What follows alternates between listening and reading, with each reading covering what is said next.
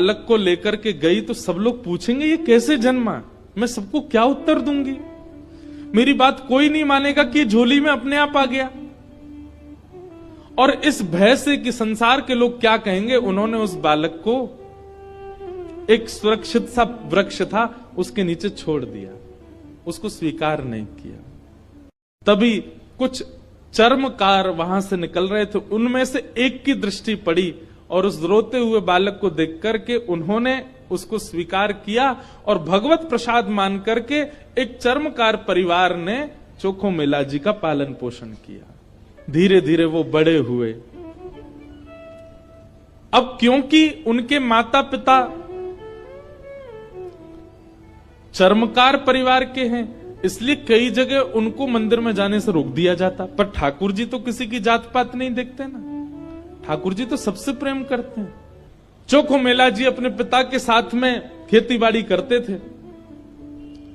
एक दिन खेती करते करते उनके मन में आया, इतने सुंदर सुंदर फल, इतने सुंदर सुंदर सब्जियां हुई हैं, मैं क्यों ना इन फलों को पंडरीनाथ भगवान का भोग लगाने ले जाऊं। तो उन्होंने क्या किया, एक केले के वृक्ष से खूब सारे केले ले लिए और एक झोला में बांध करके चल दिए।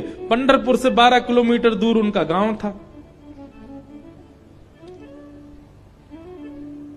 जैसे ही पहुंचे पंढरपुर, इतने आनंद में भर गए कि उन्होंने विचार ही नहीं किया। बहुत लोगों ने रोकने का प्रयास किया कि इनको मंदिर में ना घुसने दिया जाए, ये अधिकारी नहीं है, लेकिन वो तो इतने भाव में आ गए कि वो घुसते ही चले गए। और जैसे भीतर पहुंचे महाराज, लोगों ने घेर करके चोखो मेला जी को पीट दिया, बहुत मारा, उनके वस्त्र फाड़ दिए, सिर में चोट लगी, हाथ में चोट लगी, पैरों में चोट लगी, सब जगह इतना जख्म दे दिया। चोखो मेला जी रोते रोते वापस आ गए। पंडरीनाथ भगवान को भोग नहीं लगा पाए। शाम का समय चोखो मेला जी अपने सब घावों को, जहां जहां से रक्त निकल रहा था, साफ कर रहे थे और गुस्सा कर रहे थे। बोले अब नहीं आऊंगा आपके पास। बैठ गए हो, ईंट के ऊपर खड़े हो गए हो, इतने सारे अपने आगे जो है धर्म शास्त्र के मर्मज्ञ लगा दिए हैं, वे सब जात पात देख करके दर्शन कराते हैं। खड़े रहो, बने रहो महाराज अपने रूप में, हम तो नहीं आएंगे आपका। अरे कुछ करने थोड़ी आया था, कुछ मांगने थोड़ी आया था, अपने खेत के बढ़िया फल लेकर के आपका भोग लगाने आया था।